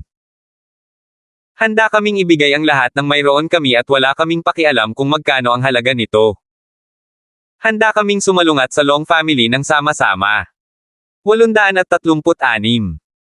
Ang lahat ng mga ito ay patuloy na gumawa ng kanilang kaso ng malakas at sila ay napuno ng sinseridad. Parang ang pamilya Leger na lang ang tanging makakapagligtas sa kanila. Walang gustong sumuko sa pagkakataong ito. Kung walang unang baitang pamilya na Manggenguna, walang paraan ang sino man sa kanila ay makakalaban sa pamilyang Long. Nanatiling kalahating nakapikit ang mga mata ni Fabian. Ipinatong niya ang dalawang kamay sa kahoy na upuan at hindi nagsalita. Ang kanyang ekspresyon ay tila wala siyang pakialam sa alinman sa mga ito, at tila hindi narinig ang anumang sinabi nila at hindi alam kung ano ang kanilang sinasabi. Mr. Leger, kung ang pamilyang Long ay patuloy na magiging dominante at talagang masakop ang Hilaga, kung gayon ang lahat ay magiging mga langgam lamang sa kanila. Eksakto. Ilang makapangyarihang pamilya ang nawala sa nakalipas na taon. Nangyari ang lahat ng ito dahil sa Long family. Masyado silang ambisyoso at lalamunin din nila tayong lahat. Patuloy nilang kinukumbinsi si Fabian na nagsasabing handa silang magambag ng kanilang pinakamahusay na manlalaban, na handa silang magbayad ng anumang presyo hanggat maaari nilang mabuhay ito. Pakiramdam nila ay sulit ang anumang bagay basta't makalaban nila ang pamilyang Long. Ito ay ngayon ay isang bagay ng buhay at kamatayan at ang kanilang mga pamilya ay maaaring mapahamak anumang oras, kaya lahat ay kailangang maingat na tumapak. At walang sino man ang kayang magpigil. Nandito kayong lahat, biglang iminulat ni Fabian ang kanyang mga mata at nagsimulang magsalita. Agad namang tumahimik ang lahat at walang lakas ng loob na magsalita. Bakit kayo pumunta dito para hanapin ako? Walang ekspresyon ang mukha niya at paos ang boses. Tumingin siya sa paligid at nakita niyang lahat ay hindi nang ahas tumingin sa kanya sa mata at mabilis na ibinaba ang kanilang mga ulo. Ang pamilyang Long ay maaaring magpatuloy at maging ambisyoso. Anong kinalaman nito sa pamilya ko? Tanong ni Fabian. Ang alitan mo sa pamilyang Long ay walang kinalaman sa pamilyang Leger, hindi ba? Bakit ako dapat manindigan sa parehong panig sa inyong lahat at sakta ng isang tao na napakahirap pakitunguhan?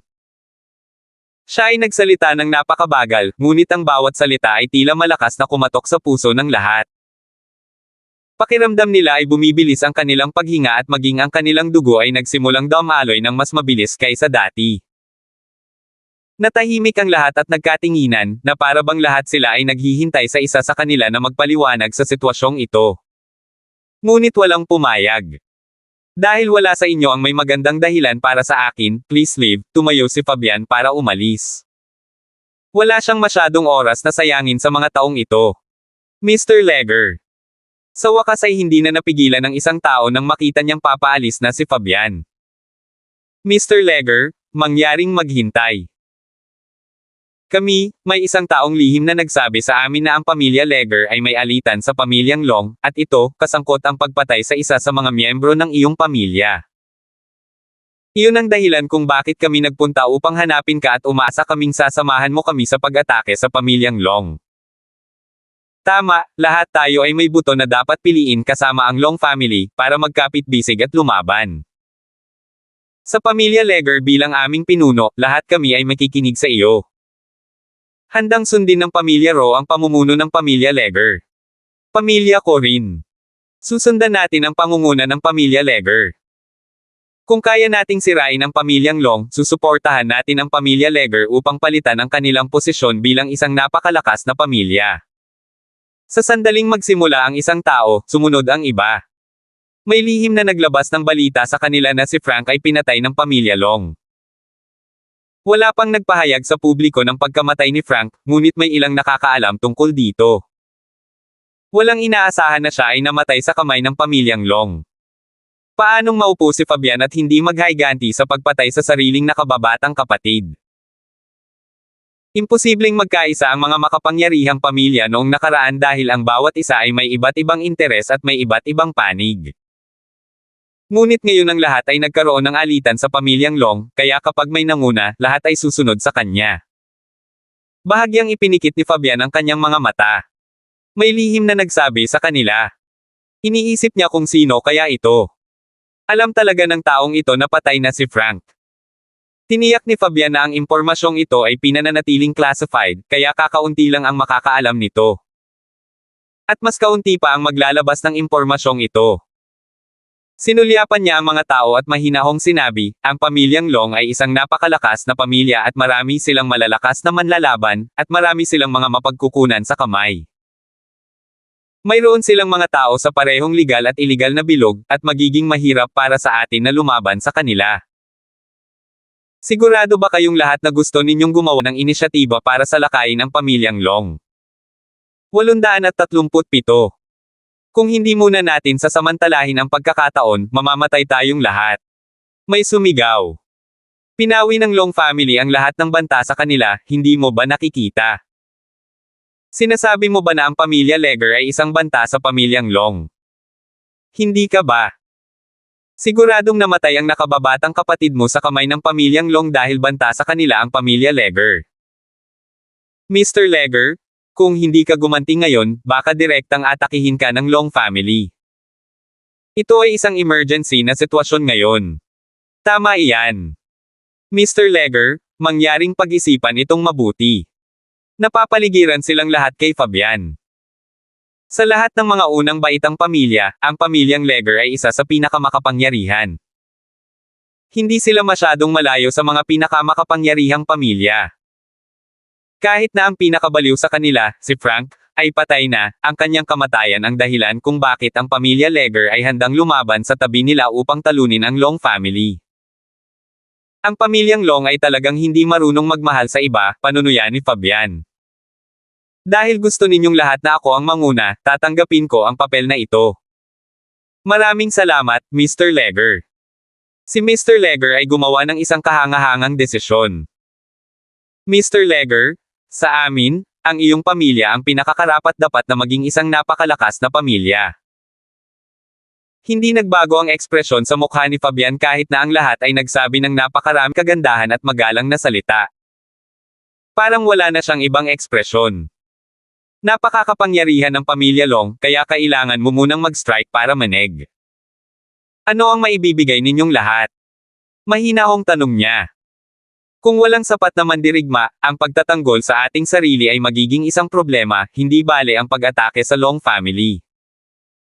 Kung seryoso ka sa pag-atake sa pamilyang Long, huwag ka nang magtago ng anuman. Ang makapangyarihang mga pamilya sa Hilaga ay madalas na nagtago ng isang bagay bilang isang paraan ng backup. Ang ilan ay nagtago ng mga napakahusay na mandirigma, ang ilan ay nagtago ng pera. Sa alinmang paraan, hindi nila ihahayag ang kanilang mga backup kung hindi nila kailangan. Diretso sa punto si Fabian. Kung may nagtago ng anuman para sa kanilang sarili, huwag mo akong sisihin sa pagiging makukulit. Walang sino man ang kusang loob na nagpapahintulot sa iba na gamitin lamang siya bilang baril. Lahat sila ay may malungkot na tingin sa kanilang mga mukha. Alam nila ang pinag-uusapan ni Fabian. Mr. Leger, huwag kang mag-alala. Dahil ito ay isang malubhang bagay, hindi namin ito basta-basta at hindi kami mangangahas na magtago ng anuman. Tatawagin ko ang pinakamahuhusay na manlalaban na mayroon ang pamilya ko at pakikinggan nila ang lahat ng sasabihin mo. Ako rin. Tatawagin ko ang mga bodyguard ko ngayon din. Ang lahat ay mabilis na nagnegosyo ng walang pag-aalinlangan. Nasa bingit na sila ng kamatayan ngayon at wala nang babalikan. Nanatiling walang emosyon si Fabian kahit na pinapanood niya ang grupong ito na nagsasama-sama upang subukang ibagsak ang pamilyang Long, isang napakalakas na pamilya at isang napakalaking halimaw. Umupo siya sa kahoy na upuan at marahang hinawakan ang kanyang dibdib.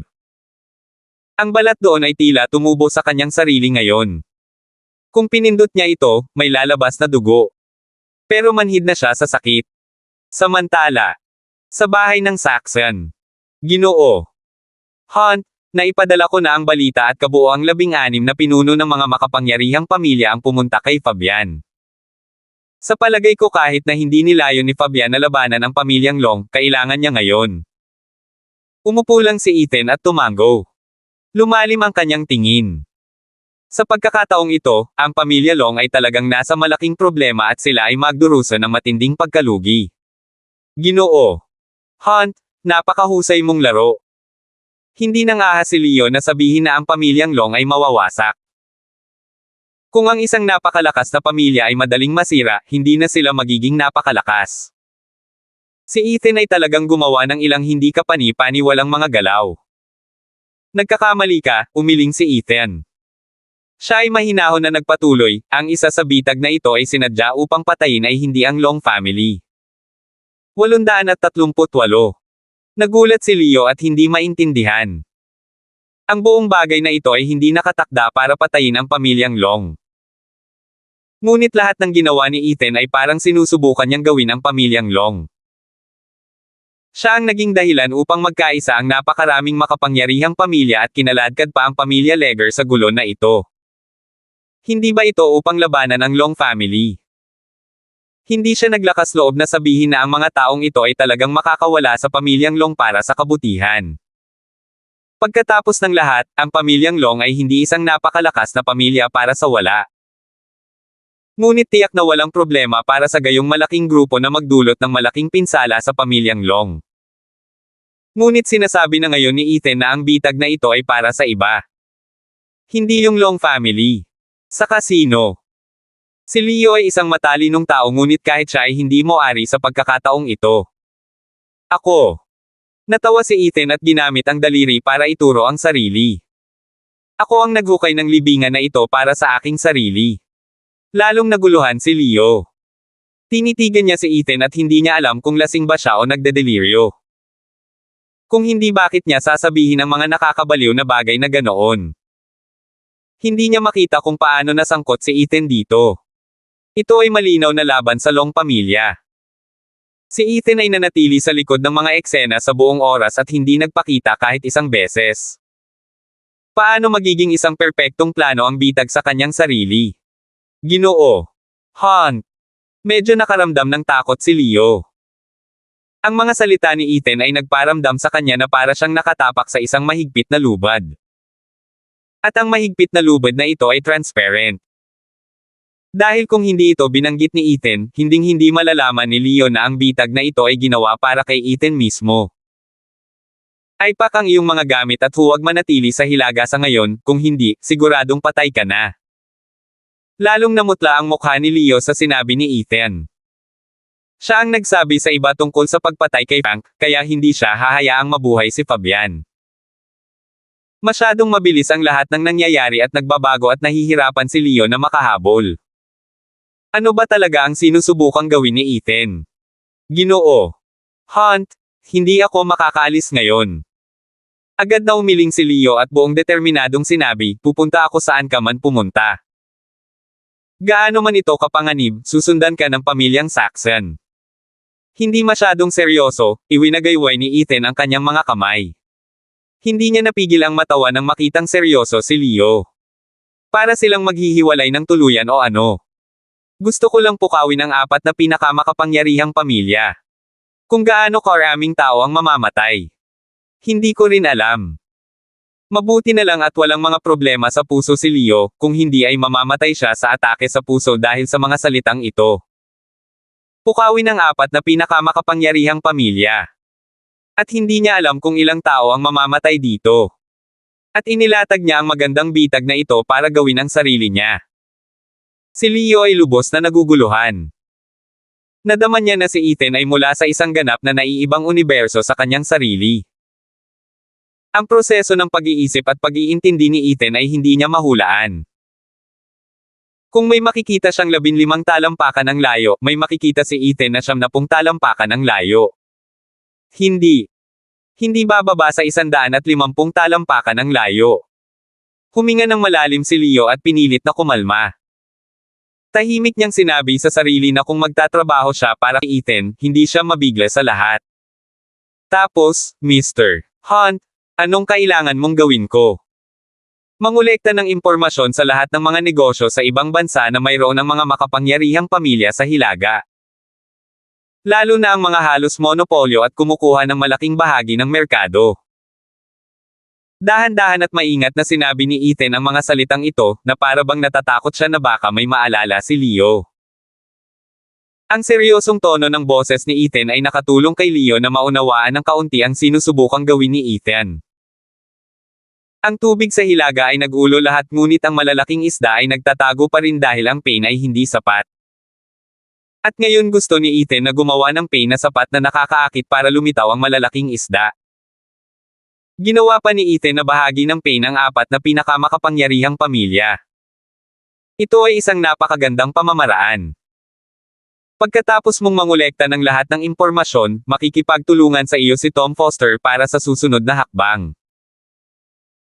Ang nakaka-relax na mukha ni Ethan ay mukhang hindi gaanong mahalaga, lalo na kung ihahambing sa hitsura ni Leo na handa nang harapin ang isang malaking kaaway.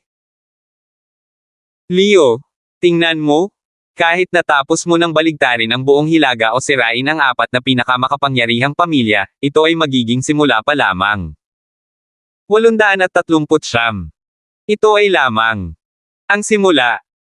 Kahit na matapos sirain ang apat na pinakamakapangyarihang pamilya, magiging simula pa lamang ito. Hindi ba't ang malalaking isda na nagtatago sa hilaga ay ang apat na pinakamakapangyarihang pamilya? Hindi nakaimik si Leo. Pakiramdam niya ay hindi siya kwalipikadong magkaroon ng akses sa sinasabi ni Ethan. Ang maliliit na piraso at piraso na sinasabi sa kanya ni Ethan ay upang ihanda siya sa pag-iisip upang magkaroon siya ng higit at mas malawak na pananaw sa mga bagay-bagay. Huminga siya ng malalim para piliting kumalma, pero nanginginig pa rin ang mga paa niya. Kinailangan niyang kumuyam ang kanyang mga kamao at huminga ng ilang malalim bago siya nakaramdam ng katatagan. Naiintindihan ko, tumango si Leo. Salamat sa mga payo, gagawin ko ito. Pakiramdam niya ay si Ethan ang nagbukas ng malaking pinto para sa kanya at isang hindi kilalang mundo ang nasa likod ng pintong ito. Hindi na nagsalita si Ethan at nagpatuloy sa paggawa ng tsaa. Nilasahan niya ang masarap na tsaa na ininom sa kanya ni Leo at patuloy na tumango.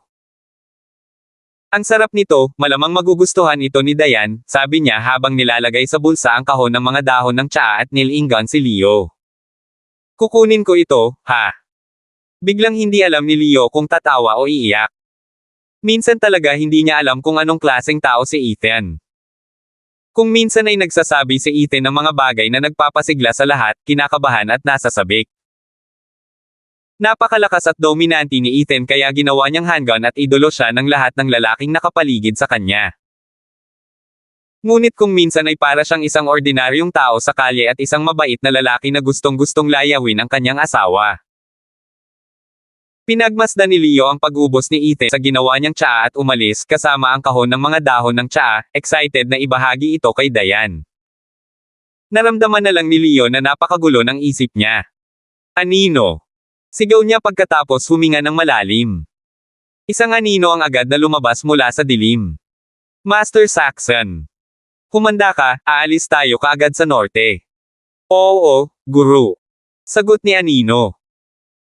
Huminto siya sandali at tila nag-aalangan, ngunit nagtanong pa rin siya, Master, ano itong background ni Mr. Hunt?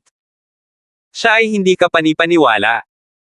Kanina pa siya nagtatago sa dilim pero sigurado siyang naramdaman siya ni Ethan mula sa labas ng bahay. Ito ay isang instinct na maaari lamang sanayin at linangin pagkatapos ng hindi mabilang na mga labanan. Anong uri ng tao ang maaaring maging napakalakas? Ang anino ay nasa antas ng Grandmaster at isang dalubhasa sa pagtatago at pagpatay ng palihim. Pero masasabi niyang isang daliri lang ang kailangan ni Ethan para patayin siya. Nakaka-pressure ang kapangyarihang nararamdaman niya mula kay Ethan. Kung si Ethan ang kalaban at nagbigay ng ganoong pressure, kahit sino sa paligid niya ay babagsak. Bahagyang kumunat ang noo ni Leo at malungkot ang ekspresyon nito. May alingaw-ngaw sa hilaga, bulong niya. Hindi alam ng maraming tao ang tungkol dito, at tanging ang pinakamataas na antas ng mga makapangyarihang pamilya at ang pinakamataas na bihasang martial artist ang makakaalam. Maswerte akong narinig ko ang tungkol dito. Nang marinig ni Leo ang tungkol sa chismis na ito, naramdaman niyang hindi ito maaaring totoo dahil ito ay tila labis na pinalaki at tila hindi ito totoo o kapanipaniwala. Ang ganitong uri ng mga estatistika ng labanan ay tila imposible. Kahit na ang pinakamataas na antas ng makapangyarihang mga pamilya ay malamang nakainahinala din. Ngunit ngayon, nagsisimula ng maniwala si Leo. Anong chismis? Ang anino ay bihirang magsalita ng kahit ano, ngunit hindi niya maiwasang mag-usisa tungkol kay Ethan. Ang silangan, may Diyos ng digmaan. May Diyos ng digmaan sa silangan. Nang sabihin ni Leo ang mga salitang ito, si Ethan lang ang pumasok sa isip ko. Ang mga kamao ni Ethan ay walang katulad na nangingibabaw. Kaya niyang pumatay ng tao sa isang suntok lang at hindi siya magagapi. Siya ay kahanga-hanga, tila kaya niyang tumayo sa tuktok ng mundo at tingnan ang iba pang bahagi ng mundo. Kung hindi siya ang Diyos ng digmaan, sino kaya? 840. Ano ang isang Diyos ng digmaan? Sinagot ni Leo ang sarili niyang tanong bago siya tinanong ng anino, iyan ay isang mandirigma na walang kapantay at hindi magagapi. Kung may dumating na Diyos, papatayin niya siya. Kung may dumating na demonyo, papatayin din niya ito. Ang mga salitang ito ay nagpabilis ng paghinga ni Leo at nagsimulang kumabog ang kanyang dibdib. Namula ang mukha niya at hindi niya alam kung bakit. Pamwesto ang anino sa harapan niya at pigil din ang paghinga habang nakakuyom ang mga kamao. Nang marinig ang mga salitang God of War, ay kakaiba siyang nasasabik. Nararamdaman niya ang isang mamamatay tao na umuungal sa kanyang mga tainga at nagdulot ito ng pag-agos ng kanyang dugo sa kanyang katawan. Hindi na nagsalita si Leo. Inayos niya ang kanyang nararamdaman at itinago sa kanyang puso ang iba pang tanong. Pagkatapos ay mabilis siyang umalis sa hilaga kasama ang anino. Nang makabalik si Ethan, iniimpake ni Diane ang kanyang mga gamit at mukhang naiinis. Gusto kitang samahan ng ilang araw pa pero sabi ni tatay may nangyari sa kumpanya at kailangan kong bumalik. Lumingon siya kay Ethan at sinabing may pag-aalala sa kanyang boses, kapag tapos ka na sa lahat dito, bumalik ka sa Greencliff, okay. Nakatanggap lang siya ng tawag mula kay William. Sinabi niya sa kanya na bumalik dahil mayroon siyang mahalagang pag-usapan sa kanya, ngunit hindi niya ito maipaliwanag ng malinaw sa telepono. Walang magawa si Diane tungkol dito. Lalo siyang nakaramdam ng ayaw na bumalik nang makita niya kung gaano kalungkot ang hitsura ni Ethan. Bigla niyang ibinaba ang mga damit at lumapit kay Ethan.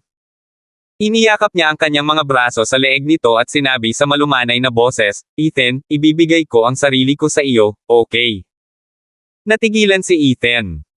Tumingin siya kay Diane ng blanko at hindi niya maintindihan kung bakit niya ito nasabi bigla. Hindi tatanggihan ni Ethan ang pag-ibig, ngunit hindi niya ipipilit si Diane na gumawa ng anuman kapag hindi siya handa para dito at magalit dahil lang sa natatakot siyang magalit ito. Anong meron ngayon? Tumawa siya at hinaila ang mga braso sa bewang niya. Natatakot ka pa na kunin ako ni Angelica? Hindi ako natatakot. Hindi ka na niya maaalis, umiling si Diane. Naramdaman ko lang na pinaghintay kita ng napakatagal. Kunin mo na lang ako ngayon. Ang kanyang mga mata ay puno ng kahinahunan at ilang luha. Parang may ambon sa mata niya. Sa di malamang dahilan, may kakaibang naramdaman si Diane sa kanyang puso. Pakiramdam niya ay mahihirapan siyang makita muli si Ethan kapag umalis na siya. Ang hilaga ay puno ng mga mapanganib na tao at ang mga panganib ay nakatago sa lahat ng dako. Hindi siya pipi. Alam niya iyon. Delikado kung manatili si Ethan dito. Alam niyang napakalakas ni Ethan pero nag-aalala pa rin siya. Nakikita ni Ethan ang pag-aalala at pag-aatubili sa mga mata ni Diane. She was a clever girl and probably already figured that he was the one who arranged for her to return to Greencliff first. Ngunit walang sinabi si Diane tungkol doon at nagkunwaring walang alam sa harap ni Ethan. Hintayin mo akong bumalik, sabi ni Ethan. Hintayin mo akong bumalik sa Greencliff para may aasahan ako habang nasa hilaga ako. Pero, inilagay niya ang isang daliri sa labi ni Diane at bamulong, kapag nasa bahay ka, siguraduhin mong kumain ka ng maayos at mag-toothbrush araw-araw, huwag kang magpapayat, ha? Pagbalik ko, susuriin kita, naiintindihan mo. Napakagatlabi si Diane. Bumalik ang tingin niya kay Ethan at tumango. Hayaan mong yakapin kita. Hinaila ni Ethan si Diane sa kanyang mga braso at niyakap ito ng mahigpit. Nais niyang maging bahagi na lang siya nito. May kumatok sa pinto. CEO Palmer, nandito na ang sasakyan, kailangan na nating umalis, tawag ni Ashley mula sa labas. Bumitaw si Ethan ngunit hindi nakayanan ni Diane na iwan siya. Kinuha niya ang malitin niya pero agad naman itong kinuha ni Ethan sa kanya. Hindi niya hahayaang magdala si Diane ng kahit ano. Wifey, Nagbago na ang isip ko, sabi ni Ethan. Dapat talaga nating isaalang-alang ang pagkakaroon ng isang anak upang magkaroon tayo ng isang tao na mag-order sa paligid. Salamat po at sinamahan nyo ako dito. God bless po sa lahat mga idol.